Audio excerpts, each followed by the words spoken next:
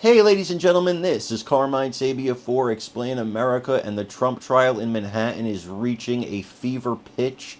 Things are getting crazy, things are getting chaotic, and we got a story for you here today. Before we get started, please make sure you like, comment, share, and subscribe. Those little things really help us out, and they help our channel continue to grow. Now, I don't know how many of you guys know who George Conway is. He's the estranged husband of Kellyanne Conway. Very anti-Trump, hates Trump. But why does he hate Trump? I mean, there was a photo Trump showed of George Conway crying on the night of his 2016 victory because he thought he was going to get a job in the White House. When he didn't get a job in the White House, he became one of Trump's greatest detractors. Well, yesterday, he was on CNN trying to make believe that this case against Trump is strong, when another legal expert was like, what are you talking about? This case is horrible. It's falling apart.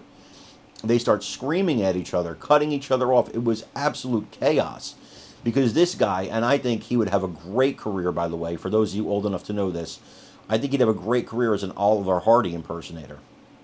But George Conway, he lost it. And then the other person starts firing back, and they're like, no, dude, here's why this case is a disaster. Here's why the testimonies and the witnesses we've heard so far are actually good for the defense.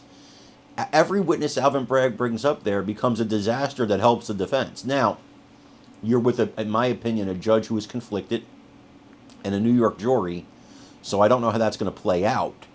But I do know that things are getting really serious. You got legal analysts at each other's throats over this. I want you to watch this clip and let me know what you think. As always, please remember to like, comment, share, and subscribe. It does really assist us, guys. I'm Carmine Sabia for Explain America. We love you guys. God bless you. Take care, everybody. Not enough for the prosecution to show Donald Trump signed these checks.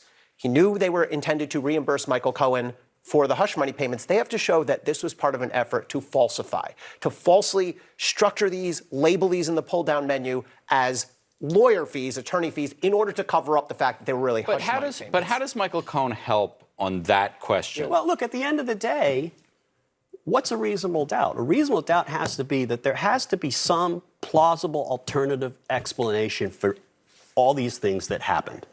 And at the end of the day, I think it's going to be hard for the jury to believe that Donald Trump didn't know that these payments were for George, at the end of the day, an experienced lawyer of your magnitude, you know what you would say? If you were trying this case, you know what you would say to the jury? Ladies and gentlemen of the jury, you're one of the luckiest juries around because you got to meet Mr. Reasonable Doubt. You saw him walk in here. You saw him take this stand. If there's any human being on the planet Earth that should be, his picture should be next to the definition, reasonable doubt, it's Michael Cohen. And if you have reasonable Cohen... You could cross-examine Michael Cohen. Why? His history of being a liar, being a fraud. He just as opposed got in to trouble. the defendant? He just... The defendant's credibility, unless he takes the stand, is not on trial. It is because he's been saying all sorts of stuff. No. They've been showing him lying and lying and lying and lying and lying. But listen. No. It is all about Michael Cohen. Abby, you asked me a question. Why? Within 2 months ago, he got in trouble, Michael Cohen, for submitting fake cases to a judge when he asked his probation. He lied to a federal judge 2 months ago. Show us something that he lied about that has something to do with what he's saying on the stand. It all goes to credibility. They're going to destroy his credibility. They're not going to destroy his credibility. Everybody's in Otisville. The guy spent Christmas in Otisville. Everyone should know that's a prison. I really hate to interrupt this really intellectual debate that we're having.